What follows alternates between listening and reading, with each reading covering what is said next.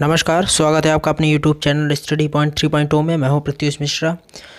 300 अति महत्वपूर्ण प्रश्नों की जो हमारी सीरीज़ चल रही थी, ये उसका पार्ट 3 है। इससे पूर्व में आपको 100 प्रश्नों के जो वीडियोस 100 प्रश्न के जो हैं आपको 2 पार्टों में आपको वीडियो दिए गए हैं। अगर आपने ना देखे हों तो आप उन्हें देख सकते हैं, उनका लिंक आपको डिस्क्रिप्शन में मिल जाएगा वहाँ से। और ये है हमारा पार्ट 3 का वीडियो। तो ज़्यादा समय ना लेते हुए सीधे अपने लेक्चर पर आएंगे। अगर आपने हमारे चैनल को सब्सक्राइब नहीं किया है दोस्तों, तो प्लीज़ हमारे चैनल को सब्सक्राइब कर लीजिए, क्योंकि इस तरीके के वीडियोस आपके लिए बहुत ही महत्वपूर्ण है टेट और सीटेट एग्जाम में। आप सीधे अपने प्रश्नों पर आते हैं। हमारा आज का प्रश्न है, वर्तमान विद्यालय में जाने की उम्र कितनी है? तो इसका उत्तर है 3 वर्ष जो है वो जाने की उम्र है। लेकिन जो हमारी औपचारिक शिक्षा होती है वो 6 वर्ष से ही शुरू होती है। देखा होगा आपने, छोटे बच्चे जब विद्यालय में चले जाते हैं तो प्ले स्कूल होते हैं, वहाँ उन्हें शिक्षा नहीं खेल कूद करवाए जाते हैं। तो आपका आंसर जो हो जाएगा 3 वर्ष। फिर नेक्स्ट है हमारा, औपचारिक शिक्षा प्रारंभ होने की उम्र कितनी है?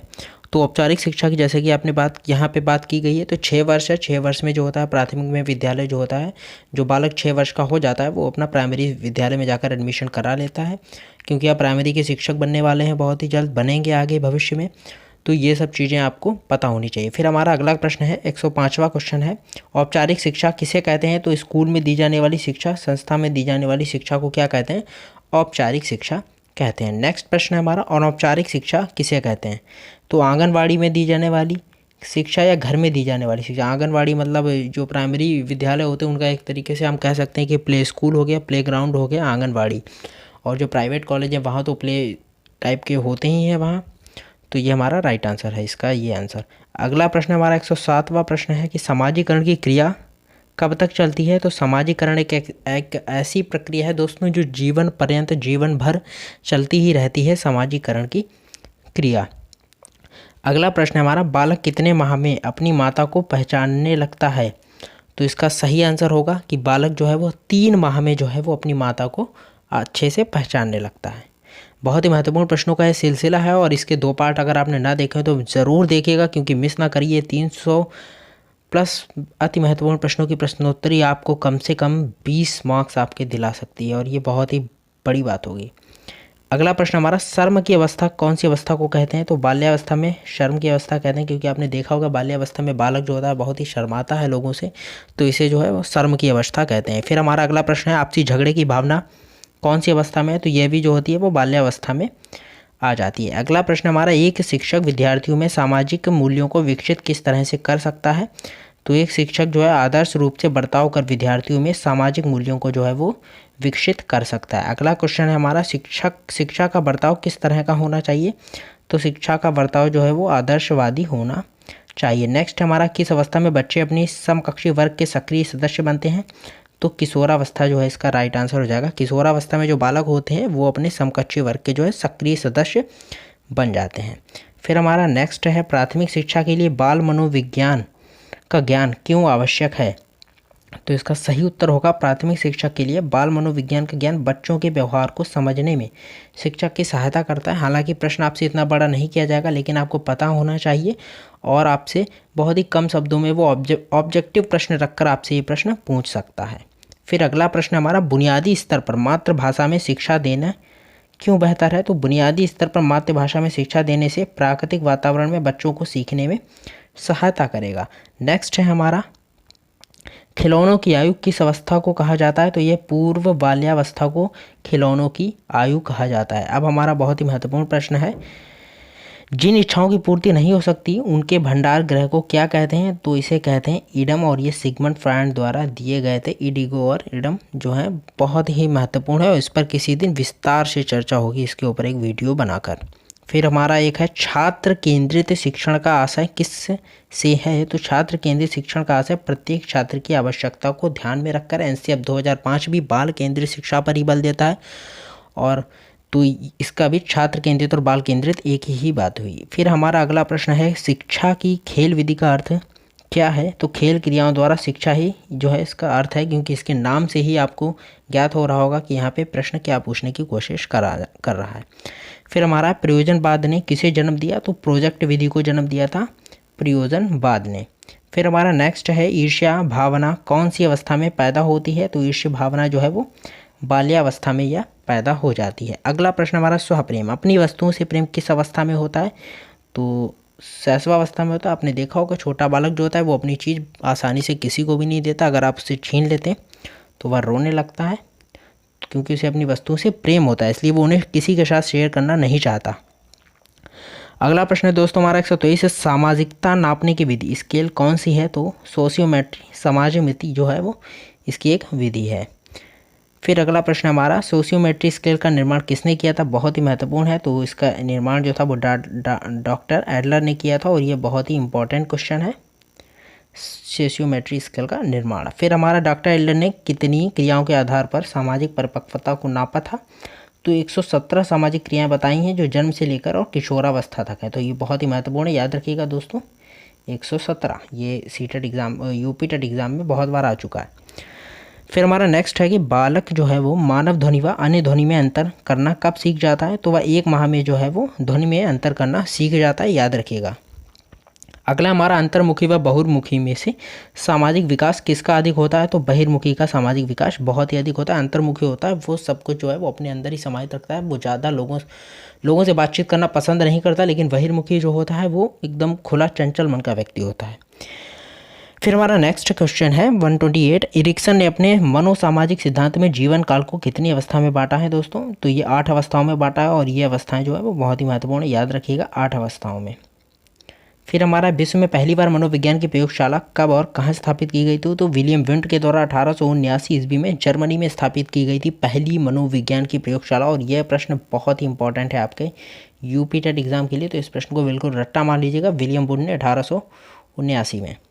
फिर हमारा, सामाजिक विघटन की क्रियाएं किसे कहते हैं? तो तनाव, झगड़ा, लड़ाई, संघर्ष आदि जो है वो सामाजिक विघटन की क्रियाएं हैं। नेक्स्ट है हमारा, शिक्षा में प्रयोजनवाद की विचारधारा का प्रवर्तक कौन था? तो विलियम जेम्स जो थे वो शिक्षा में प्रयोजनवाद की विचारधारा के प्रवर्तक थे, और ये भी बहुत ही इंपॉर्टेंट क्वेश्चन है। फिर हमारा अगला क्वेश्चन है, बच्चों के लिए सबसे उत्तम शिक्षक वह है जो स्वयं बालक जैसा हो। यह कथन किसका है? तो ये मैनकेन ने कहा था कि बच्चों के लिए सबसे उत्तम वही है जो स्वयं बालक जैसा ही हो। फिर हमारा नेक्स्ट है, शिक्षा आचार संहिता क्या है? तो शिक्षकों के मानक व्यवहारों को की सूचक पुस्तिका जो है उसको कहते हैं शिक्षा आचार संहिता। आचार संहिता का पालन कीजिए, कहा आपने सुना होगा, तो यही होता है। ये शिक्षा की बात है तो यहाँ पे शिक्षकों की होगी। फिर हमारा, शिक्षकों की योग्यता, प्रयासों एवं उसके व्यवहार का सही मूल्यांकन किसके द्वारा किया जा सकता है? तो सही मूल्यांकन जो है वो उसके छात्रों के द्वारा किया जा सकता है। नेक्स्ट है हमारा, छात्रों में वैज्ञानिक दृष्टिकोण उत्पन्न किसके द्वारा किया जा सकता है? तो तर्क संगत विचारों के प्रस्तुतिकरण द्वारा किया जा सकता है। अगला प्रश्न हमारा, सामाजिक समायोजन का कठिन काल किसे कहा जाता है? तो पूर्व किशोरावस्था को जो है वो लड़कियों और लड़कों दोनों के संदर्भ में सामाजिक समायोजन का कठिन काल कहा जाता है। फिर हमारा, छात्रों का विश्वास प्राप्त करने शिक्षक को उनके साथ कैसा व्यवहार करना चाहिए? तो उनके साथ मित्र जैसा व्यवहार करना चाहिए, बहुत ही इंपॉर्टेंट है। और अगला हमारा, बच्चों के बौद्धिक विकास के 4 सुस्पष्ट स्तरों को किस विद्वान द्वारा पहचाना गया था? तो जीन पियाजे जी थे वह विद्वान जिनके द्वारा बच्चों के बौद्धिक विकास की इन्होंने 4 अवस्थाएं दी हैं, जीन पियाजे, और बहुत ही महत्वपूर्ण है। इनका वीडियो आपको हमारे प्लेलिस्ट में मिल जाएगा, पूरे विस्तार से बताया गया है उसमें। अगर आपको कोई भी कन्फ्यूज़न हो तो आपका पूरा दूर हो जाएगा। फिर हमारा, बालकों की सोच अमूर्तता की अपेक्षा मूर्त भावनाओं की वृत्तियों से होती है, यह अवस्था कौन सी है? तो ये 7 से 12 वर्ष की अवस्था होती है, और यह जीन पियाजे के द्वारा ही दी गई है। फिर हमारा नेक्स्ट है, गिलफोर्ड ने अभिसारी चिंतन का पद का प्रयोग समान अर्थ में किया है, तो सृजनात्मकता के रूप में इन्होंने किया है, बहुत ही महत्वपूर्ण है गिलफोर्ड जी। नेक्स्ट हमारा 141, बुद्धि का त्रिकबिंदु सिद्धांत किसने दिया?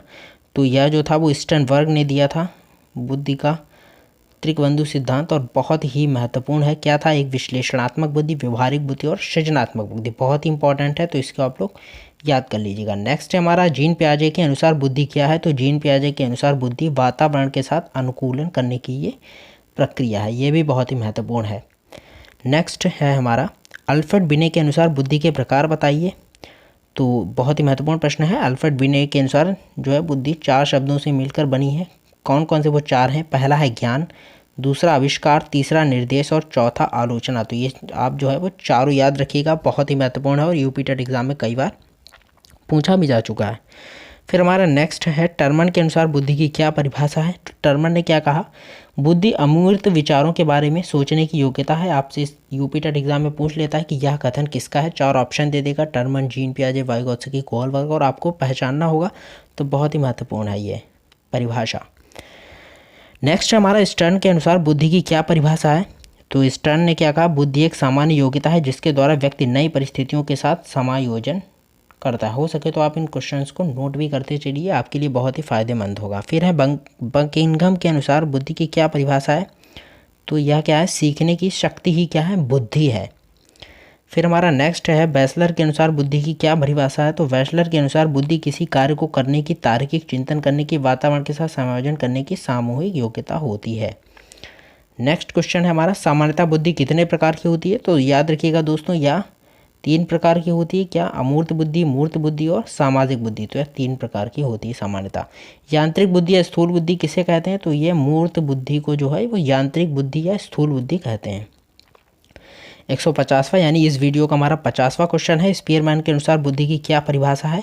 तो स्पीयरमैन के अनुसार बुद्धि तार्किक चिंतन करने की एक योग्यता है। फिर हमारा अगला क्वेश्चन है, बाल अपराध बनने के कारण क्या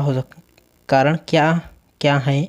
तो आनुवांशिकता, व्यक्तिगत आवश्यकताओं की पूर्ति न होना, शारीरिक दोष, अपराधी बन जाते हैं, घर का वातावरण अच्छा ना होना, कुसंगति के कारण। तो ये बहुत ही महत्वपूर्ण जो है 10 पॉइंट यहाँ पे दिए गए हैं, आप लोग देख रहे होंगे, इनका स्क्रीनशॉट ले सकते हैं। सारे पॉइंट हैं, बहुत ही महत्वपूर्ण है। माता पिता का गरीब होना, पक्षपातपूर्ण व्यवहार, माता पिता का तलाक आदि जो है वो बालक को जो है वो अपराध करने पर विवश कर देते हैं, ये सब पॉइंट।